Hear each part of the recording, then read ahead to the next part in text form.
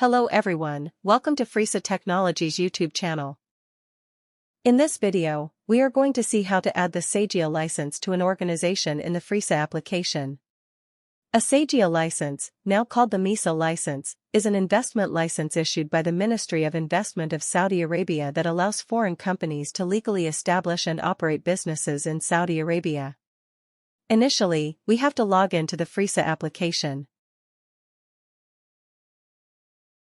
After successful login, this is how our dashboard looks like. Now, navigate to the Masters module. Open the Organization menu. Select the respective organization and click the Edit icon. Go to the References tab. Choose the reference type as SAGIA license.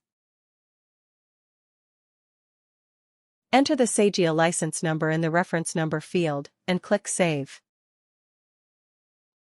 The SAGIA license will be successfully added to the organization. These are the steps to add the SAGIA license to an organization in the Fresa application. Thanks for watching, and don't forget to like and subscribe for more tutorials from Fresa Technologies.